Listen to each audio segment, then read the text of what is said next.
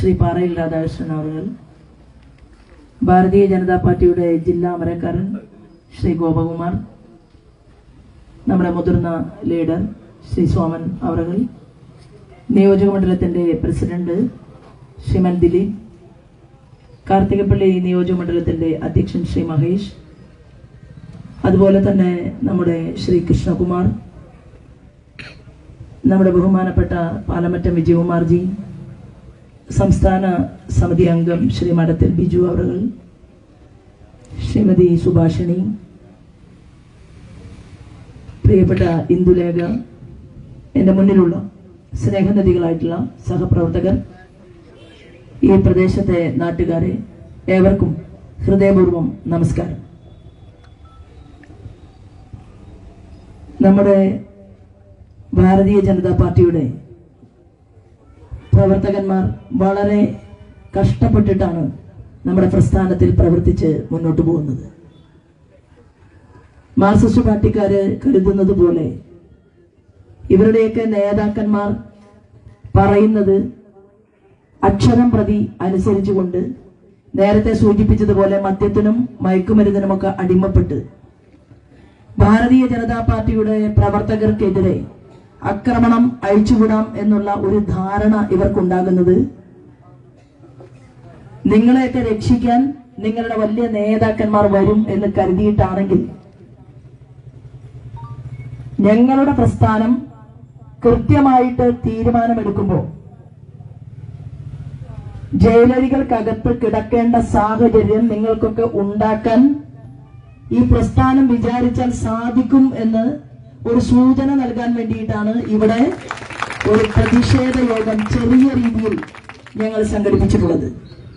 എനിക്കും ജില്ലയുടെ അമരക്കാരനും ഉൾപ്പെടെയുള്ള ഇവിടുത്തെ നേതാക്കന്മാർക്കും പ്രവർത്തകന്മാർക്കും കൂടിയിട്ട് ഇവിടുത്തെ പോലീസ് അധികാരികളുടെ പടിക്കലേക്ക് വരാൻ ഞങ്ങൾ തീരുമാനിച്ചു കഴിഞ്ഞാൽ പിണറായി വിജയൻ വിചാരിച്ചാൽ തടുക്കാൻ പറ്റില്ലെന്ന് ഇവിടുത്തെ ഡിവൈഎസ്പിയെ ഓർമ്മപ്പെടുത്താൻ ഞാൻ ഈ അവസരത്തിൽ ഉപയോഗപ്പെടുത്തുകയാണ്. ഞങ്ങളൊക്കെ നല്ല രീതിയിൽ വന്ന് പോലീസ് അധികാരികളോട് സംസാരിക്കുമ്പോൾ, ഇവിടെ ഞങ്ങളുടെ ഒരു പ്രവർത്തകന്റെ വീട്ടിൽ ഇന്നലെ കയറിയിട്ട് ആ വീട്ടിലെ അലമാരയും ആ വീടിനകത്തുള്ള സ്ഥാവര ജംഗമ വസ്തുക്കളും മുഴുവൻ ചവിട്ടിക്കൂട്ടി മറിച്ചിടാൻ, നിന്റെ ഒന്നും കുടുംബത്തെ തറവാട്ടുവക സ്വത്തെടുത്തിട്ടല്ല ആ ഭാരതീയ ജനതാ പാർട്ടിയുടെ പ്രവർത്തകന്മാരുടെ വീടിനകത്ത് സാധന സാമഗ്രികൾ വാങ്ങി വെച്ചിട്ടുള്ളത്. പോലീസുകാരെയൊക്കെ, ഇതെല്ലാം ചെയ്ത പോലീസുകാരെയൊക്കെ ഞങ്ങൾ നോക്കി വെച്ചിട്ടുണ്ട്. ഇപ്പോ 45 വയസ്സുള്ളവനും 50 വയസ്സുള്ളവനും ഒക്കെ എഴുതി വെച്ചോ, ജനാധിപത്യത്തിന്റെ കണക്ക് പുസ്തകം ആലപ്പുഴ പാർലമെന്റ് മണ്ഡലത്തിൽ ഞങ്ങൾ ഈ ഒരൊറ്റ പ്രശ്നത്തിൽ ഞങ്ങൾ എഴുതാൻ തുടങ്ങുകയാണ്. പോലീസ് അധികാരികളുടെ പേരുൾപ്പെടെ ഞങ്ങൾ എഴുതി വെക്കാൻ പോവുകയാണ് എന്നുള്ള സൂചന ഞങ്ങൾ നൽകിയാണ്. ഇവിടെ രാഷ്ട്രീയ സ്വയംസേവക സംഘത്തിന്റെ സംസ്ഥാനതല ചുമതലയുള്ള പ്രസാദ്ജിയും അതുപോലെ തന്നെ ജില്ലയുടെ അമരക്കാരനും ഞാനും ഉൾപ്പെടെയുള്ള ആളുകൾ ഞങ്ങൾ സ്റ്റേഷനകത്ത് വന്നിരിക്കുമ്പോ ഞങ്ങൾ രണ്ടു കൂട്ടരോടും മാന്യമായിട്ടുള്ള സമീപനം സ്വീകരിക്കുമെന്നാണ് പോലീസ് അധികാരി പറഞ്ഞതെങ്കിൽ അത് തന്നെ ആയിരിക്കണം നിങ്ങളുടെ ഭാഗത്ത് നിന്നുണ്ടാകേണ്ട നീക്കം. അതല്ലാതെ ഞങ്ങളെ രണ്ടാം കൂടി മക്കളായിട്ട് കണ്ടാൽ, ഞങ്ങൾ ഉൾപ്പെടെയുള്ളവർ സർക്കാരിന്റെ ഖജനാവിലേക്ക് അടക്കുന്ന നാണയത്തുട്ടുകൾ എടുത്തുകൊണ്ടാണ് ഇവിടുത്തെ പോലീസ് അധികാരികൾക്ക് ശമ്പളം തരുന്നത്. അല്ലാതെ നിങ്ങളുടെ മുഖ്യമന്ത്രിയുടെ വീട്ടിൽ നിന്ന് കൊണ്ടുവന്ന് ഭാര്യ കമലയുടെ ജീൻസിന്റെ പോക്കറ്റിൽ നിന്ന് എടുക്കുന്ന പണം കൊണ്ടല്ല നിങ്ങൾക്ക് ഇവിടെ ശമ്പളം തരുന്നത്. അത് ഓർക്കുന്നത് നല്ലതാണ്. മറ്റൊരു കാര്യം ഞാൻ പറയാൻ ആഗ്രഹിക്കുന്നു. നിങ്ങൾ ഇവിടുത്തെ സാധാരണക്കാരായിട്ടുള്ള സഖാക്കളുണ്ടല്ലോ, വെറുതെ കളിക്കേണ്ട മക്കളെ. കാരണം നിങ്ങളുടെ ചില ആളുകളൊക്കെ ഗവർണർക്കെതിരെ കുതിര കയറിയിട്ട് പരീക്ഷ എഴുതാൻ പറ്റാതെ, പഠിക്കാൻ പോകാൻ സാധിക്കാതെ ജയിലിനകത്ത് കിടക്കുക. ഇവരെയൊക്കെ വിടുമ്പോ പറഞ്ഞ എന്താണെന്നറിയോ? ഇൻകുലാബ് സിന്ദാബാദ് വിളിച്ചാൽ മതി, ഗവർണർ ഗോ ബാക്ക് പറഞ്ഞാൽ മതി, നിന്നെയൊക്കെ പരീക്ഷ എഴുതിക്കാൻ. കാരണം എന്താണ്? പരീക്ഷ എഴുതിയില്ലെങ്കിലും സർട്ടിഫിക്കറ്റ് കൊടുക്കുന്ന കേമന്മാരുള്ള നാടാണിത്, ഇവരുടെ വിദ്യാഭ്യാസ വകുപ്പ് മന്ത്രിമാര്. അതുകൊണ്ടാണല്ലോ ചിന്താ ജെറോമിന് വാഴക്കുല എന്താണെന്നറിയില്ല, ചങ്ങമ്പുഴ എന്താണെന്നറിയില്ല, ഡോക്ടറേറ്റ് കൊടുത്തില്ലേ? ഷിജു ഖാൻ പറഞ്ഞു, ചിന്ത ചേച്ചിക്ക് ഡോക്ടറേറ്റ് കൊടുത്തിട്ടുണ്ടെങ്കിൽ എനിക്കും വേണം ഒരു ഡോക്ടറേറ്റ്. അങ്ങനെ ഷിജു ഖാനും കൊടുത്തു ഒരു ഡോക്ടറേറ്റ്. പിന്നെയോ അപ്പൊ ബിജു ആലത്തൂർ MP പറഞ്ഞു, കരുവന്നൂർ കേസിൽ ഞാൻ സഹായം ചെയ്ത ആളല്ലേ, അപ്പൊ എനിക്ക് വേണം ഒരു ഡോക്ടറേറ്റ്. എന്തിലാണ്? കെമിസ്ട്രിയിൽ ഡോക്ടറേറ്റ് വേണം. കെമിസ്ട്രിയിൽ ഡോക്ടറേറ്റ് എടുക്കണമെങ്കിൽ ഇത് പഠിക്കണ്ടേ?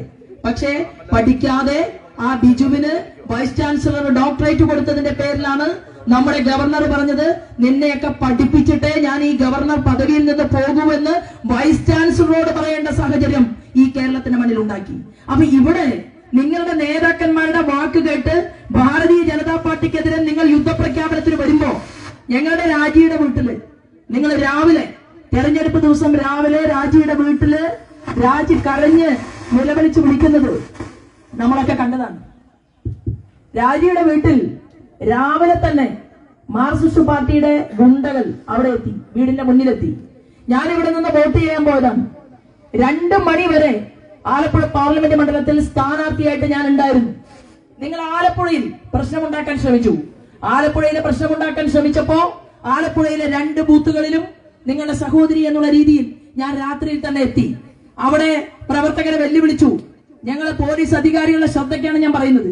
പ്രവർത്തകരെ വെല്ലുവിളിച്ചപ്പോ ഞാൻ എന്റെ സഹപ്രവർത്തകരോട് പറഞ്ഞ എന്താണെന്ന് അറിയുമോ? അവരോട് ഞാൻ പറഞ്ഞു, വളരെ വ്യക്തമായിട്ട്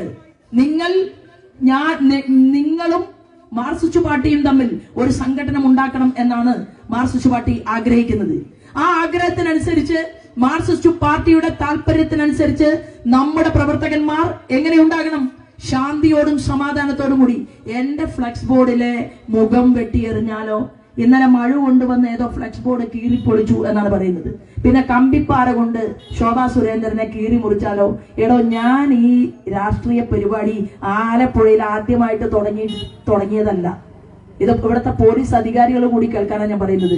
ഇത് 6 അസംബ്ലി തെരഞ്ഞെടുപ്പിൽ മത്സരിച്ച ആളാണ് ശോഭാ സുരേന്ദ്രൻ. 3 പാർലമെന്റ് തെരഞ്ഞെടുപ്പ്. ഞങ്ങളൊക്കെ തെരഞ്ഞെടുപ്പിൽ മത്സരിക്കാൻ വേണ്ടി വരുന്നത് തെരഞ്ഞെടുപ്പിൽ മത്സരിച്ച് ജയിച്ച് കസേരയിൽ ഇരിക്കലല്ല ഒന്നാമത്തെ പണി. ഞങ്ങളുടെ ആദ്യത്തെ പണി എന്ന് പറയുന്നത് ഈ രാഷ്ട്രത്തെ സംരക്ഷിക്കലാണ്. ഞങ്ങൾക്ക് രാഷ്ട്രമാദ്യം, പിന്നെയാണ് ഞങ്ങൾക്ക് മതത്തെക്കുറിച്ചുള്ള ചർച്ച പോലുമുള്ളൂ എന്നുള്ളവരാണ് ഭാരതീയ ജനതാ പാർട്ടിയുടെ പ്രവർത്തകന്മാർ. ഈ തെരഞ്ഞെടുപ്പ് കഴിഞ്ഞ് പല നേതാക്കന്മാരും ഭാര്യയെ കൂട്ടി ഇപ്പോ സുഖവാസത്തിന് പോയിട്ടുണ്ട് ആലപ്പുഴ പാർലമെന്റ് മണ്ഡലത്തിൽ നിന്ന്. ഒരാൾ ഡൽഹിയിലേക്ക് വണ്ടി കയറിയിട്ടുണ്ട്. പക്ഷെ ശോഭാ സുരേന്ദ്രൻ ഈ ആലപ്പുഴയിൽ തന്നെ നിൽക്കുകയാണെന്ന് പോലീസ് അധികാരികൾ ഓർക്കുന്നത് നല്ലതായിരുന്നു. ഞങ്ങളുടെ പ്രവർത്തകർക്കെതിരെ അക്രമം അഴിച്ചുവിട്ട് പ്രശ്നങ്ങൾ ഉണ്ടാക്കി നിങ്ങൾ അങ്ങനെ വലിയ രീതിയിൽ പോലീസ് ഏമാന്മാരുടെ സഹായത്തോട് കൂടിയിട്ട് കാര്യങ്ങൾ കൈകാര്യം ചെയ്യാനാണ് പോകുന്നതെങ്കിൽ ഡിവൈഎസ്പിക്ക് ചെറിയൊരു ഇരുത്തമൊക്കെ ഉള്ള ആളാണ് എന്നാണ് എന്റെ ധാരണ. സർക്കിൾ ഇൻസ്പെക്ടർക്ക് കുറച്ച് ചോരത്തളപ്പ് കൂടും, കാരണം ചെറുപ്പമാണല്ലോ. പക്ഷെ ഞാൻ പറയാൻ ആഗ്രഹിക്കുന്ന മലപ്പുറം ജില്ലയില് ഒന്ന് അന്വേഷിച്ചാൽ മതി. ഞങ്ങളുടെ ചങ്ങരംകുളം പോലീസ് സ്റ്റേഷനില് ഭാരതീയ ജനതാ പാർട്ടിയുടെ പ്രവർത്തകന്മാരെ അറസ്റ്റ് ചെയ്ത് കൊണ്ടുപോയി വിഷുവിന്റെ തലേ ദിവസം നിർത്തിയ ഒരു ചോരത്തിളപ്പുള്ള സർക്കിൾ ഇൻസ്പെക്ടർ ഉണ്ടായിരുന്നു. ഞാൻ അവിടെ ചെന്ന് ഇറങ്ങിപ്പോടോ, വീട്ടില് അരിയും സാധനങ്ങളും വാങ്ങണ്ടേ എന്ന് ചോദിച്ച് നീ സൗകര്യമുണ്ടെങ്കിൽ കേസെടുക്കാൻ പറഞ്ഞ് അവന്റെ പുസ്തകവും സാധനങ്ങളും ഒക്കെ അവിടെ നിന്ന് മാറ്റിയെറിഞ്ഞ്, കാരണം തെറ്റ് ചെയ്യാത്ത പ്രവർത്തകരെ പിടിച്ച് പോലീസ് സ്റ്റേഷനിൽ കൊണ്ടുപോയി വെച്ചാൽ അങ്ങനെയുള്ള പോലീസ് അധികാരികളെ എന്ത് ചെയ്യണമെന്നൊക്കെ കൃത്യമായിട്ട് അറിവും വിവരവുമുള്ള ആളാണ് ശോഭാ സുരേന്ദ്രൻ എന്ന് ഞാൻ ഈ സമയത്ത് പറയാൻ ആഗ്രഹിക്കുകയാണ്. ഒരൊറ്റ പ്രവർത്തകനെയും ആ ദിവസം അവിടെ നിർത്താൻ ആ സർക്കിൾ ഇൻസ്പെക്ടർ അനുവദിച്ചിട്ടില്ല. അവന് സ്ഥലം മാറ്റവും എത്രയും പെട്ടെന്ന് ജനങ്ങളുടെ പ്രതിഷേധവും സമരവും സഹിക്കാൻ വയ്യാതെ ആ മലപ്പുറം ജില്ലയിലെ പൊന്നാനി നിയോജക മണ്ഡലത്തിൽ നിന്ന് സ്വന്തമായി ആവശ്യപ്പെട്ട് ട്രാൻസ്ഫർ വാങ്ങി പോകേണ്ടി വന്നു. 12 സമരമാണ് ഞങ്ങൾ സംഘടിപ്പിച്ചത്. ഇത് പറയാൻ കാരണം ഞങ്ങളുടെ കയ്യിൽ പണമില്ല, ഞങ്ങളുടെ പ്രവർത്തകന്മാർ പാവങ്ങളാണ്, ഓട്ടോറിക്ഷ ഓടിച്ച് ജീവിക്കുന്നവരാണ്, ഞങ്ങള് സാധാരണ കൂലിപ്പണിക്കാരാണ് എന്നൊക്കെ തെറ്റിദ്ധരിച്ച് നിങ്ങൾ കൂടുതൽ അഹങ്കരിക്കാനാണ് തീരുമാനമെങ്കിൽ ഞങ്ങൾ പറയാൻ ആഗ്രഹിക്കുന്നു, ഞങ്ങളിപ്പോ ക്ഷമയുടെ നെല്ലിപ്പലകയിലാണ് നിൽക്കുന്നത്. ഈ ക്ഷമയുടെ നെല്ലിപ്പലകയിൽ ഞങ്ങൾ നിൽക്കുമ്പോ മാർക്സിസ്റ്റ് പാർട്ടിക്കാരന്റെ അരിവാളുണ്ടല്ലോ ചിഹ്നം, ആ അരിവാൾ ചിഹ്നം പോലെ നട്ടല് വളച്ച് പോലീസ് അധികാരികൾ ഓച്ചാനിച്ചു നിന്ന് അവർക്കെതിരെ നിങ്ങൾ കേസെടുക്കില്ല എന്ന് തീരുമാനിക്കുകയാണെങ്കിൽ, ഞാൻ വിളിച്ചതാണല്ലോ കളക്ടർ പറഞ്ഞല്ലോ, അയ്യോ ശോഭാജി ഒരു പ്രശ്നവും അവിടെ ഉണ്ടാകില്ല.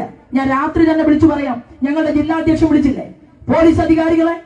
അപ്പൊ ഞങ്ങളുടെ ഒരു സഹോദരിക്കെതിരെ നിങ്ങൾ ഇത്തരത്തിലൊരു ആക്രമണം നടത്തുമ്പോ മാർക്സിസ്റ്റ് പാർട്ടിയുടെ നേതൃത്വം നല്ല രീതിയിൽ ഗൗരവതരമായിട്ട് ആലോചിച്ച് നിങ്ങളുടെ ഗുണ്ടകളെ നിലയ്ക്ക് നിർത്തിയില്ലെങ്കിൽ ഇത് ഏത് രീതിയിൽ മുന്നോട്ട് കൊണ്ടുപോകണം എന്ന് നല്ല രീതിയിൽ തീരുമാനമെടുക്കാനൊക്കെ സാധിക്കുന്ന ആളുകൾ തന്നെയാണ് ഭാരതീയ ജനതാ പാർട്ടിയുടെ തലപ്പത്തിരിക്കുന്നവർ എന്ന് സൂചിപ്പിക്കാനാണ് ഈ അവസരത്തെ ഞാൻ ഉപയോഗപ്പെടുത്തുന്നത്. ഞങ്ങളുടെ പ്രവർത്തകരുണ്ടല്ലോ, നിങ്ങളുടെ നേതാവ് ആരിഫിന്റെ ഈ ബോർഡ് വെക്കാൻ വേണ്ടിയിട്ട് ആളുകളെ ചില ഏരിയകളിലൊക്കെ ഇറക്കി പണം കൊടുത്ത്. അതുപോലെയല്ല, ഞങ്ങൾ ഇവിടെ കഷ്ടപ്പെട്ട് പ്രവർത്തിച്ച് ഓരോരുത്തരും ഒരുമിച്ച് നിൽക്കുകയാണ്. ഞാൻ നേരത്തെ പറഞ്ഞിട്ടുണ്ടായിരുന്നു, എന്റെ പ്രവർത്തകന്മാർക്ക് വേദനിച്ചാൽ, ആ പ്രവർത്തകന്മാരുടെ കുടുംബത്തിന് വേദനിച്ചാൽ, ഏറ്റവും ആദ്യം വേദനിക്കുന്നത് ഇവിടത്തെ സ്ഥാനാർത്ഥി എന്നുള്ള രീതിയിൽ അത് ശോഭാ സുരേന്ദ്രൻ ആയിരിക്കുമെന്ന് പരസ്യമായിട്ട് പ്രസംഗം നടത്തിയിട്ടുള്ള ഒരു സ്ഥാനാർത്ഥിയാണ്. അതുകൊണ്ട് തന്നെ ഈ കാര്യത്തിൽ ഞങ്ങൾക്ക് തീർപ്പുണ്ടാകണം.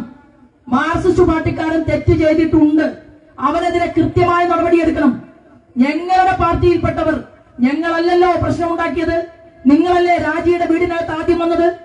അത് കഴിഞ്ഞ് കളക്ടറെ വിളിച്ചു പറഞ്ഞതിന് ശേഷവും ആ രാജിയുടെ വീടിനകത്ത് കയറി ഞങ്ങളുടെ നേതാവിന്റെ ഓട്ടോറിക്ഷ അടിച്ചു പൊളിച്ച് ആ പാവപ്പെട്ട കുട്ടികളെ ആക്രമിക്കാനും ഉപദ്രവിക്കാനും ആരാണ് ഇവർക്കൊക്കെ ലൈസൻസ് കൊടുത്തത്? അതിനാണോ ഇവിടുത്തെ പോലീസ് അധികാരികൾ ജോലി ചെയ്യുന്നത്?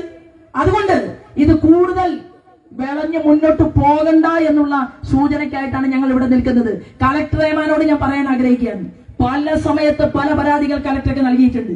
ആ സമയത്തെല്ലാം താങ്കൾ പറഞ്ഞു ഞാൻ കൃത്യമായിട്ടാണ് കാര്യങ്ങൾ നീക്കുന്നത്. ഇനി മര്യാദക്കല്ല കാര്യങ്ങൾ നിൽക്കുന്നതെങ്കിൽ SP ഓഫീസിന്റെ മുന്നിലും കളക്ടറുടെ ഓഫീസിന്റെ മുന്നിലും സമരം നടത്താൻ നല്ല ചങ്കൂറ്റമുള്ള പാർട്ടിയുടെ നേതാക്കന്മാർ ആലപ്പുഴ പാർലമെന്റ് മണ്ഡലത്തിനകത്തുണ്ട് എന്നുകൂടി സൂചന നൽകാനാണ് ഈ അവസരത്തെ ഞാൻ ഉപയോഗപ്പെടുത്തുന്നത്. മറ്റു രാഷ്ട്രീയ കാര്യങ്ങളിലേക്കൊന്നും കടക്കുന്നില്ല. വെറുതെ തീക്കൊള്ളി കൊണ്ട് തല ചൊറിയാനുള്ള അവസരം ഉണ്ടാക്കരുത്. നമുക്ക് ആർക്കും ആഗ്രഹമില്ല അക്രമത്തിലൂടെ ഈ നാട് മുന്നോട്ട് പോകണമെന്ന്. ശാന്തിയോടുകൂടി സമാധാനത്തോടുകൂടി ഞങ്ങളുടെ പ്രവർത്തകന്മാർക്ക് ഇവിടെ പ്രവർത്തിക്കണം. കുമാരപുരം പഞ്ചായത്തില് എല്ലാ ബൂത്തുകളിലും ഈ പാർട്ടി അതിശക്തമായിട്ട് മുന്നോട്ട് പോകും. വരാൻ തീരുമാനമെടുക്കുന്ന കോൺഗ്രസുകാരെയും മാർക്സിസ്റ്റുകാരെയും ഞങ്ങൾ ഞങ്ങളുടെ പാർട്ടിക്കകത്ത് ചേർത്തും. അതിന് ഞങ്ങൾക്ക് ജൂൺ മാസം 4-ാം തീയതി, അതായത് ഇലക്ഷന്റെ റിസൾട്ട് വരുന്നവരെ കാത്തിരിക്കേണ്ട കാര്യമൊന്നുമില്ല. അതെടുത്തിട്ടുള്ളത് ഞങ്ങളുടെ പ്രവർത്തകന്മാരും നേതൃത്വവും ഒരുമിച്ചാണെങ്കിൽ ആ തീരുമാനം നടപ്പിലാക്കിയിട്ട് ഈ കുമാരപുരം പഞ്ചായത്തിലെ നേതൃത്വം ഇനി സമാധാനപൂർവ്വം ഞങ്ങൾ ഇരിക്കൂ. ഞങ്ങൾ നിങ്ങളോട് പറയാൻ ആഗ്രഹിക്കുന്നത്, നിങ്ങൾക്ക് ജനാധിപത്യം സംസാരിക്കാം, നിങ്ങൾക്ക് രാഷ്ട്രീയം പറയാം, നിങ്ങൾക്ക് നിങ്ങളുടെ നേതാക്കന്മാരെ കുറിച്ച് പറയാം. എടോ, കുമാരപുരം പഞ്ചായത്തില് പൊട്ടക്കിണറ്റിൽ കിടക്കുന്ന തവളകളെ, ഞങ്ങളുടെ പാർട്ടിയുടെ പ്രവർത്തകന്മാരെ കൈകാര്യം ചെയ്യാൻ വന്ന കുട്ടി സഖാക്കളെ, ഒരു കാര്യം മനസ്സിലാക്കിക്കോ. ഭാരതീയ ജനതാ പാർട്ടിയിൽ ചേരാൻ വേണ്ടിയാണ് നിന്റെ വലിയ മുന്തിയ നേതാവ് EP ജയരാജൻ ഡൽഹിയിലേക്ക് വണ്ടി കയറിയത്. താപ്പും തരവും കിട്ടിയാൽ ഇനിയും ആളുകൾ വരും. ഭാരതീയ ജനതാ പാർട്ടിയുടെ നേതൃത്വത്തിൽ NDA കേരളത്തിന്റെ മുഖ്യമന്ത്രി കസേര പിടിക്കാൻ സജ്ജമായി കൊണ്ടിരിക്കുന്ന ഒരു കാലാംശത്തിലാണ് നിങ്ങളൊക്കെ അനാവശ്യമായ കാര്യപരിപാടിയുമായി നടക്കുന്നത്. ജയിലിനകത്ത് കിടക്കുമ്പോ കരയാൻ നിന്റെ ഭാര്യ അമ്മയും മാത്രമേ ഉണ്ടാവുള്ളൂ, ആരിഫ് പോലും ഉണ്ടാകില്ല എന്ന് ഓർത്താൽ നല്ലതാണ് എന്ന് പറഞ്ഞുകൊണ്ട് മറ്റു കാര്യങ്ങളിലേക്കൊന്നും ഞാൻ കിടക്കുന്നില്ല. ഇവിടെ ഇനിയും ആളുകൾ, നേതൃനിരയിലുള്ള ആളുകൾ ഉണ്ട്. എല്ലാവർക്കും ഞാൻ പറയാൻ ആഗ്രഹിക്കുന്ന എന്റെ പ്രവർത്തകന്മാരോട്, നമ്മുടെ പ്രസ്ഥാനത്തെ വളർത്താൻ, കരുപ്പിടിപ്പിക്കാൻ ഈ ഓരോ അവസരത്തെയും ഉപയോഗപ്പെടുത്തണം എന്ന് മാത്രം അഭ്യർത്ഥിച്ച് ഞാൻ എന്റെ വാക്കുകൾ നിർത്തുന്നു. ഈ പ്രതിഷേധ ധർണ ഔപചാരികമായി ഉദ്ഘാടനം ചെയ്തതായി പ്രഖ്യാപിക്കുന്നു. നന്ദി, നമസ്കാരം. വന്ദേ മാതരം.